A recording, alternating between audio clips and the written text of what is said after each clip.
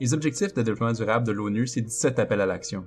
Ces ODD ont pour objectif ultime de parvenir à un épanouissement social, économique et technologique durable et respectueux de la planète, à améliorer les conditions de vie de tous de façon inclusive et universelle, et de libérer tous les humains de la peur, de l'oppression et de toute forme de violence.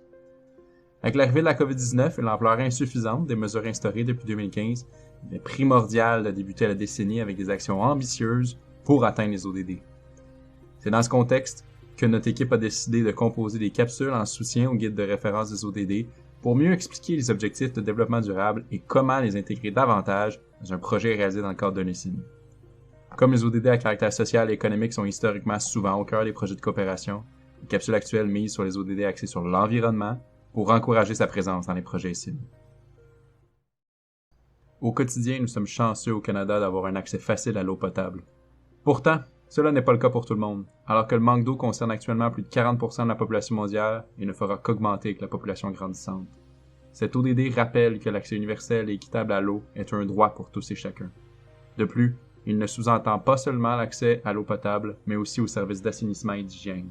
Bien que cet objectif a vu des progrès mesurables au cours des dernières décennies, avec près de 11% de la population qui n'avait pas accès à l'eau potable en 2015, comparativement à 19% en 2000, ce service de base est toujours un problème majeur pour une grande quantité de personnes sur Terre. En effet, il reste près du quart de la population mondiale qui consomme une eau contaminée par des matières fécales.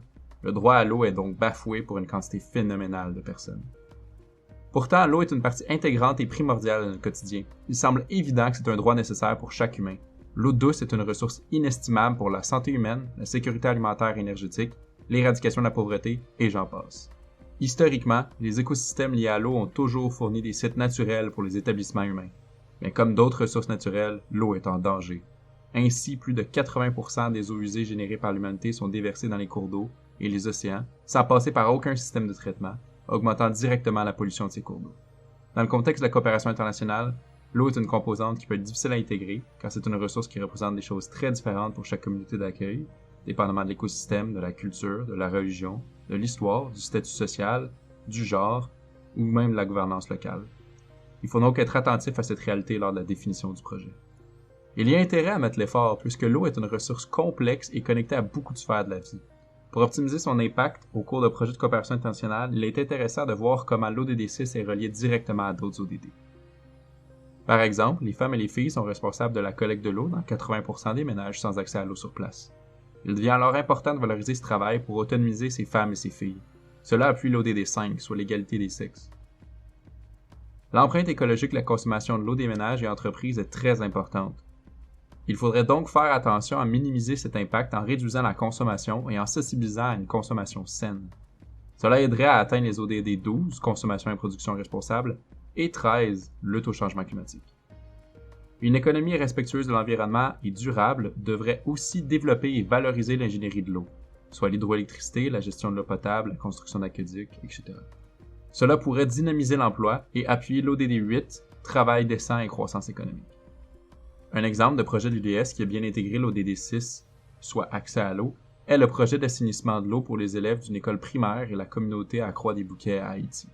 Ce projet, de la Fondation Inspiration en partenariat avec les GCUS, consiste à installer un système de filtration d'eau à même le puits sur le terrain de l'école de la philanthropie.